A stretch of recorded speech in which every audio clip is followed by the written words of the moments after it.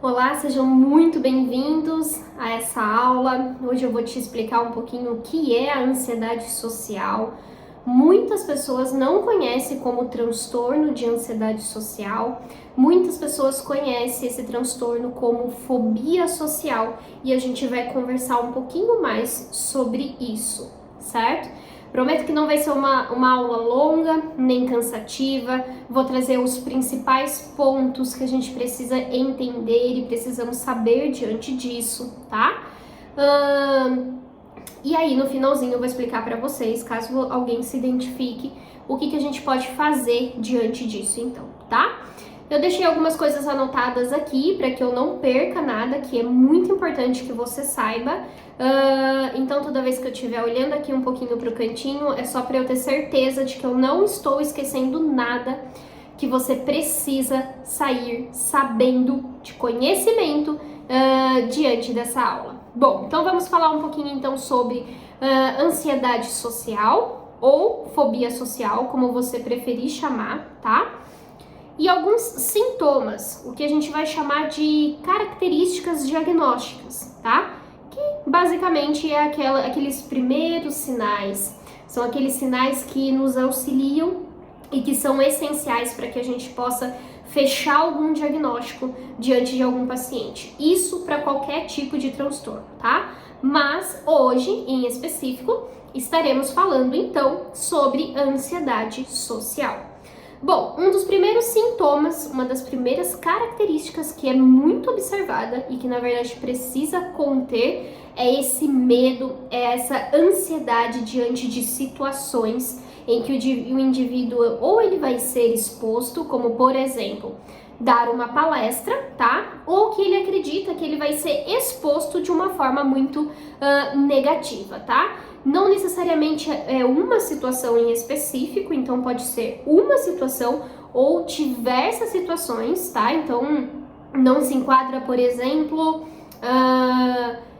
só quando a gente vai dar palestra, tá? Então pode ser em qualquer situação, em diversos tipos de acontecimentos em que a pessoa ou precisa falar em público, ou vai ser exposta, ou precisa manter essa conversa, ou algo do tipo, tá? E aí esse medo e essa ansiedade, ela vem de uma forma bastante acentuada, tá?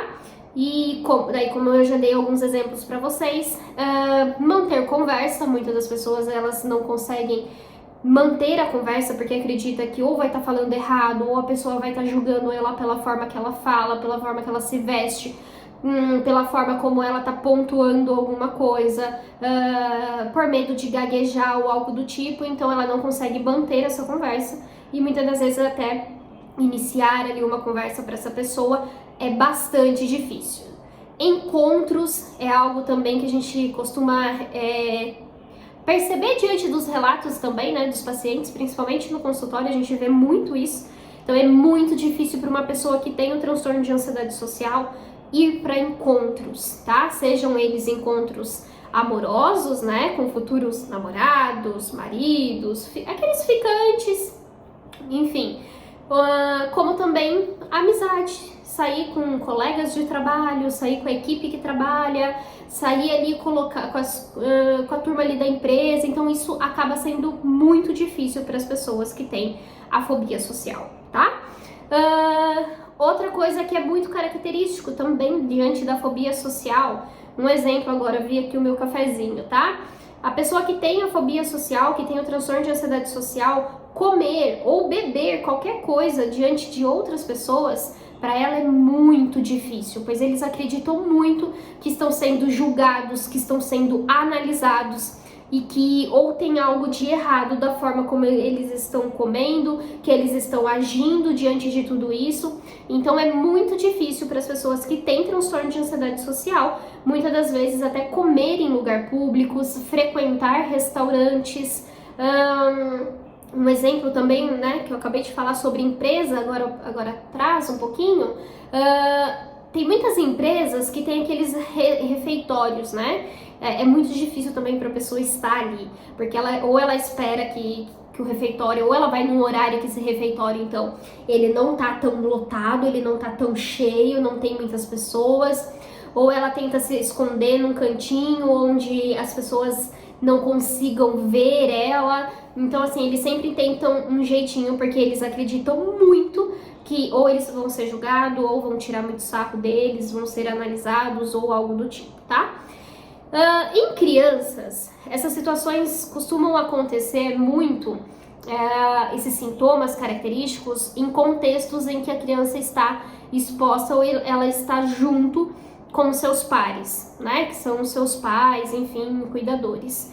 É mais raro de acontecer, por exemplo, em outros tipos de contexto, tá? Bom, quem tem transtorno de ansiedade social também, fobia social, eu sempre vou estar falando os dois, porque eu acho que é muito interessante que você possa entender, que você possa compreender que a gente está falando da mesma coisa, tá? Bom, então essas pessoas, esses indivíduos, eles também temem agir de uma forma em que eu demonstre que eu estou ansiosa ou que eu estou com medo dessa situação. Então, olha que sofrimento imenso, que sofrimento grande. Então, já é um sofrimento pra mim, vamos supor que eu tenha fobia social. Então, já é algo muito difícil pra mim estar ali na frente. Eu já tô tremendo, eu já tô tendo taquicardia, eu tô suando. Aquilo tá sendo agoniante pra mim. Além disso, a pessoa tenta evitar mostrar que ela está tendo algum tipo de sintoma, ou que ela está muito ansiosa, ou que ela está com medo, então, dessa situação, tá? Porque aí, tudo aqueles pensamentos se comprovam, porque daí eles realmente vão pensar, então as pessoas vão me analisar, então eu vou ser constrangido na frente de todo mundo, alguém vai tirar sarro disso, eles vão falar que eu estou tremendo antes de iniciar essa palestra, eles vão falar que eu tô suando, que eu estou muito nervoso, e aí eu tenho, é uma luta comigo mesmo, para agora tentar não mostrar para essas pessoas que eu estou desse jeito. Então, olha que sofrimento assim gigantesco. E é por isso que as pessoas que têm fobia social acabam evitando as situações, acabam evitando de estar diante de algumas situações. Lembrando que não existe uma situação em específico, isso pode acontecer em diversos contextos. E é nesse ponto que a gente diferencia fobia social de fobia específica. Tá? Para quem não sabe, a gente tem essas duas nomenclaturas. Então a gente tem o transtorno de ansiedade social, que é a mesma coisa de fobia social, e a gente tem a fobia específica. E o que vai diferenciar um do outro, o que vai trazer esse diagnóstico diferencial, é essa questão de, dentro da fobia específica, como o nome próprio já diz, é algo muito específico. Então, por exemplo, se eu tirar sangue, eu sei que eu vou desmaiar ali no local que eu tiro sangue. Então eu evito tirar sangues. Tem algo específico esse meu medo, essa minha fobia. Não necessariamente seria todas as situações, em qualquer situação, independente do contexto. E é nisso que a gente vai diferenciar uma coisa da outra, tá? Diante do transtorno de ansiedade social, da fobia social, o nosso medo e a nossa ansiedade, ela vai vir numa intensidade muito grande. Então ela é considerada de uma forma bastante desproporcional. Então tanto a ansiedade, quanto o medo, quanto a preocupação bastante excessiva. A maioria dos transtornos de ansiedade, eles têm uma ligação muito forte com essa preocupação em excesso. Né? A preocupação de eu estar sendo analisado, a preocupação de eu passar uma vergonha, a preocupação do que vai acontecer, a preocupação do que eu vou fazer diante dessa situação, o medo, né? E essa preocupação também do falar em público. Será que eu vou falar certo? Será que eu estou pronunciando essa palavra certa? E se eu errar? O que é que eu faço? Então isso é muito comum diante dos transtornos de ansiedade, principalmente no transtorno de ansiedade social, tá? Normalmente esse diagnóstico a gente vê muito mais em mulheres do que em homens. Há uma taxa, né, uma probabilidade maior do acometimento em mulheres do que em homens, mas isso não significa que homens não são acometidos pela fobia social, tá? Existem homens que têm fobia social, têm o transtorno de ansiedade social, são diagnosticados com isso, mas não é a grande maioria. Então a gente consegue ver muito mais diante do sexo feminino, tá? Um outro ponto que eu acho que é muito interessante, que a gente precisa entender, é que a fobia social... Eu vou tomar um golinho do meu café, tá, gente? A fobia social, ela é muito confundida com aquela pessoa tímida. Então, ela é muito confundida com a timidez. E vale ressaltar, gente, que timidez, por si só, a gente só ser tímido, só a timidez aparecendo, ela não é patológica. Então, até muitas das vezes, dependendo até da sociedade que a gente está falando, da cultura que a gente está falando, ela é muito bem aceita, ela é muito bem-vinda, ela é analisada de uma forma muito positiva. Então, a timidez por si só, às vezes a gente fica tímido em alguma situação, não significa que a gente tenha fobia social, tá? A timidez por si só, ela não é algo patológico. Isso é muito importante da gente entender também, porque senão eu começo a falar aqui vários sintomas e aí você fala, eu me encaixo nesse. Eu me encaixo nesse também, viu, fulano? Esse também eu me encaixo. Eu não consigo e eu evito essas situações. Então é muito importante que a gente tenha essas diferenciações diante do diagnóstico, tá?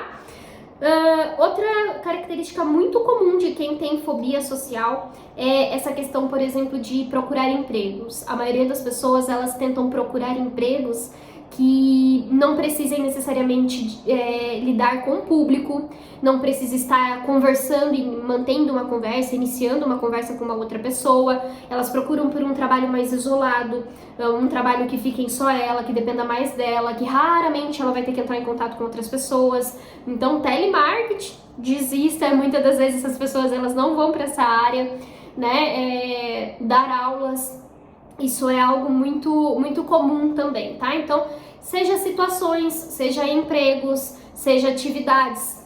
Quem tem fobia social evita de estar em um local que precisa ter esse contato, que precisa falar em público, que precisa ter muita interação com essas outras pessoas por conta desse medo de ser julgado, tá? É muito comum também quem tem fobia social, por exemplo, antes de socializar, antes de ir numa festa, por exemplo, ingerir o álcool. Então a pessoa ingere o álcool para que ela possa ser ela, né? Muitas pessoas trazem isso. Eu bebo para que eu possa ser verdadeiramente eu, para que eu consiga conversar com outras pessoas.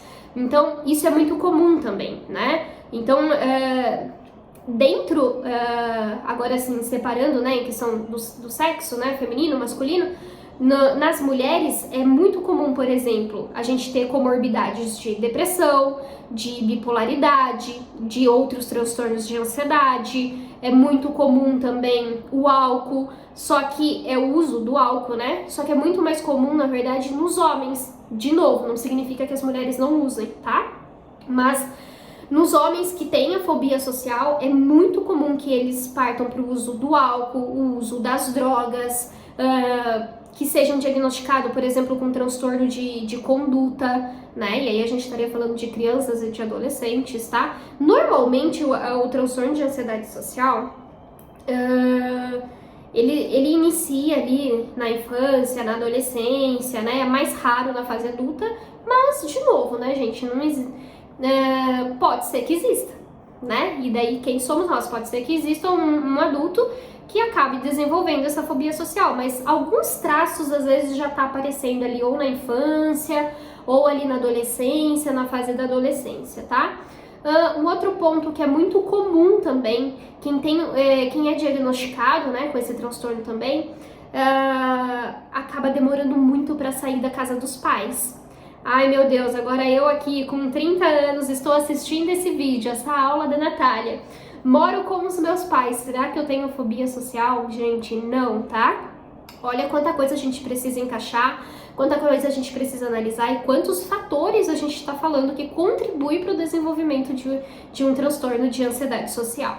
E é claro que aqui eu tô fazendo um resumão, mas um resumão com as principais informações para que você aprenda muito e entenda realmente o que é uma fobia social, tá? Eu quero que você saia dessa aula hoje entendendo e compreendendo um pouquinho desse diagnóstico, porque o que mais tem hoje em dia são pessoas se autodiagnosticando e muitas das vezes dando o diagnóstico totalmente errado, tá? E muitas pessoas sofrem. Quando se autodiagnosticam, é como se vestisse, né, aquela fantasia, aquela roupa, e agora eu tenho fobia social, tá? E aí a gente precisa tomar muito cuidado com isso. Então essa aula, ela tá servindo como uma psicoeducação para você entender o que de fato é um transtorno de ansiedade social, uma fobia social. E para que a nossa aula não fique longa e que você não canse de me ouvir, esses são os pontos principais que eu gostaria de trazer aqui para vocês. Se teve alguma dúvida, volta, porque às vezes eu sei que eu falo muito rápido, então volta para que você possa realmente compreender, para que você possa realmente entender o que é o transtorno de ansiedade social, a fobia social. E eu espero que você saia daqui sem nenhum tipo de dúvidas, tá? Um último ponto que é muito importante, que eu não posso esquecer. Se você se identificou muito, Natália, tudo que você falou me encaixou muito, e eu observo isso desde quando eu era criança, desde quando eu era adolescente. Procure um profissional capacitado, tá? Psiquiatras, psicólogos, psicólogas, enfim, para que você possa estar passando por uma avaliação, por uma entrevista clínica, onde a gente consegue fazer e fechar um diagnóstico realmente correto, para daí a gente entrar com um protocolo de atendimento. Sim, a gente tem protocolo de atendimento para transtorno de ansiedade social também, tá? Um abraço virtual e eu te espero na nossa próxima aula. Até mais!